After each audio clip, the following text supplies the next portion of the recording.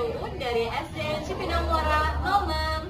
Saya Mala dari SDN Klender 12. Saya Sugiyarti dari SDN Cipinang Besar Utara 08. Saya Neti dari SD Cahaya Sakti Kampung Melayu. Saya Tata dari SD Tiara School. Saya Wilda dari SDN Cipinang Besar Utara 05. Saya Dias dari SDN Cipinang Cipinang 02. Terima kasih. Keterbatasan KA.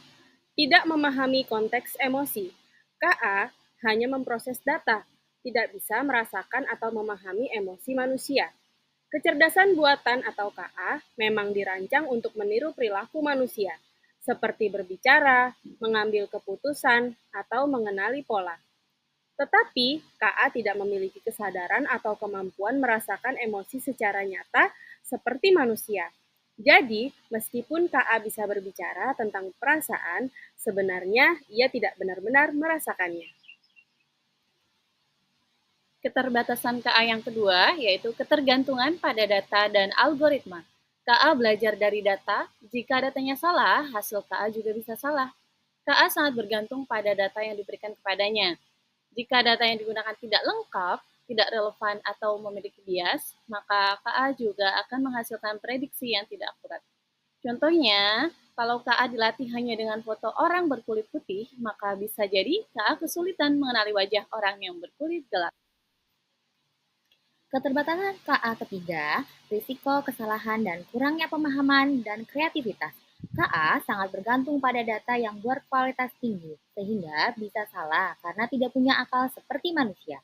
KA sangat bergantung pada data yang diberikan kepadanya. Jika data yang digunakan tidak lengkap, tidak relevan, atau memiliki bias, maka KA juga menghasilkan prediksi yang tidak akurat. Contoh adalah dalam bidang rekrutmen kerja, di mana sistem KA yang digunakan untuk merekrut karyawan bisa menjadi bias jika hanya dilatih dengan data dari pekerja pria, sehingga mengurangi peluang kandidat perempuan untuk diterima. Selanjutnya, dampak di sekolah. Guru harus tetap mengontrol penggunaan KA. Tanpa pengawasan guru, KA bisa menimbulkan ketidakadilan dalam penilaian atau materi. Kecerdasan buatan digunakan tanpa pengawasan dari guru dapat memunculkan masalah, seperti ketidakadilan dalam penilaian, misalnya bias data yang membuat hasilnya tidak akurat atau tidak adil bagi semua siswa.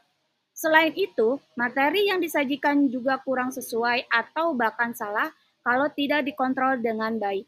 Oleh karena itu, peran guru tetap krusial untuk memastikan penggunaan KA itu adil, tepat sasaran, dan bermanfaat.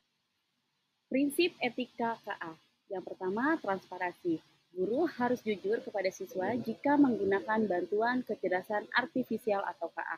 Contohnya, jika ada seorang peserta didik yang mendapatkan nilai rendah dalam ujian berbasis KA, ia dan gurunya berhak mengetahui bagaimana sistem bernilai jawaban tersebut. Prinsip etika KA yang kedua adalah privasi. KA harus menghormati privasi pengguna dan tidak menyalahgunakan data pribadi. KA mengumpulkan data dari pengguna seperti informasi pribadi agar bisa memberikan layanan yang lebih personal dan efektif. Tapi kalau data itu tidak dikelola dengan baik atau tanpa izin yang jelas, bisa jadi pelanggaran privasi. Oleh karena itu, penting adanya aturan ketat dan transparansi soal bagaimana data dikumpulkan, disimpan, dan digunakan.